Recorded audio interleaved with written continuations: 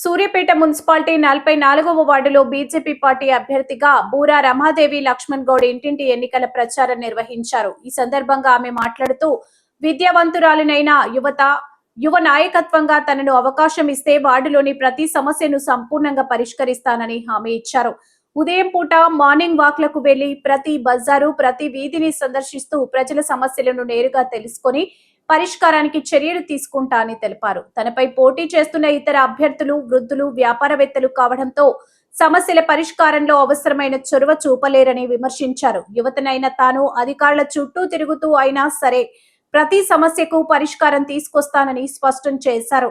అలాగే మార్నింగ్ వాక్ల సమయంలో వార్డులో ఉన్న ఉన్నత విద్యావంతులు ఉద్యోగులు అనుభవజ్ఞుల సూచనలు సలహాలు తీసుకుంటూ అభివృద్ధి కార్యక్రమాలు అమలు చేస్తానని తెలిపారు.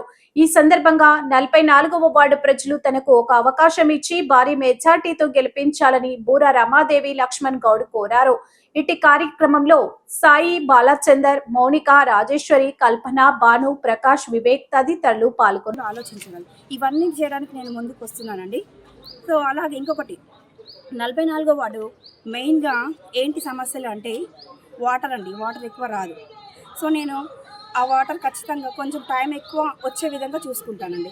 నెక్స్ట్ ఇంకో సమస్య, కాలువలు 15 రోజులకోసారి 1 మంత్కోసారి ఇంకా కొంతమంది అమ్మలు చెప్తున్నారు 1.5 మంత్ కూడా పడుతుంది. సో మేము వస్తే ఏం చేస్తామంటే 3 డేస్కి ఒకసారి ఫ్రీక్వెంట్గా కాలువలు తీయించి, అలా కాలువలు తీయించడం వల్ల మనకి ఏంటంటే నెక్స్ట్ దోమల నివారణ అనేది ఖచ్చితంగా ఉంటుంది అనమాట.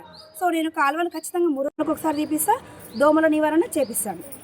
నెక్స్ట్ ఇంకోటి ఏంటి అంటే వార్డు యొక్క ప్రతి అంటే క్లీన్ అండ్ గ్రీన్ అంటే ఈ బజార్ ఉంది, ఇది క్లీన్గా ఉందా లేదా అనేది మార్నింగ్ వాక్ చేసి మరి నేనైనా సార్ అయినా ఇద్దరం కూడా మార్నింగ్ వాక్ చేస్తామండి. ఎందుకంటే ఏం జరుగుతుంది, ఇంకా కొంచెం 44వ వార్డు అంటేనే మేధావుల వార్డు, చాలామంది విద్యావంతుల వార్డు అంటేనే 44వ వార్డు. సో వాళ్ళ మేము మార్నింగ్ వాక్ చేయడం వల్ల మాకు చాలామంది విద్యావంతులు పెద్దవారు చాలామంది కలుస్తారు. వాళ్ళ యొక్క సలహాలు సూచనలు మేము తప్పకుండా పాటించి ఇంకేమన్నా ముందుకు తీసుకొచ్చినా కూడా అవి మేము ముందుకు తీసుకొస్తామో వాటి యొక్క సమస్యను పరిష్కరిస్తూ ఉంటాం అనమాట. సో నేను ఇవన్నీ చేయడానికి రెడీగా ఉన్నాను. అదే ఇంకొకటి అండి, మనం దేశం గురించి నరేంద్ర మోడీ గారు ఎంతో చేస్తున్నారు, ఎంతో సంక్షేమ పథకాలు వస్తున్నాయి. కాకపోతే మన ప్రజల్లో కొంచెం అవగాహన తక్కువ ఉంది. మన సూర్యాపేట పట్టణం నుంచి అవగాహన అనేది చాలా తక్కువగా ఉంది. ఏంటంటే నరేంద్ర మోడీ గారి ఆశయాలను వారి యొక్క సంక్షేమ పథకాలను అన్నీ కూడా ముందుకు తీసుకెళ్దామని మా యొక్క గలం 44వ వార్డు నుంచి నా గలం ఖచ్చితంగా విప్పుదామని చూస్తున్నానండి.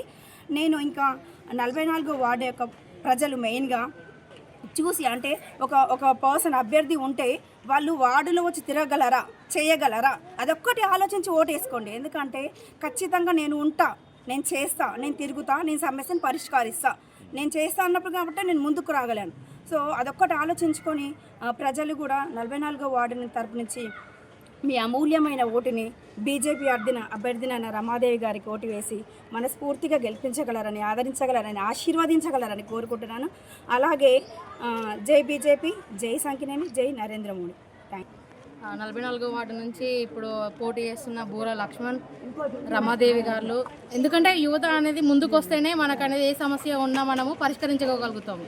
సో చదువుకున్న విద్యావంతులు వస్తే ఎలా చేయాలి ఏంటి అనేది, మన నాలెడ్జ్ ఏంటి అనేది తెలుస్తుంది.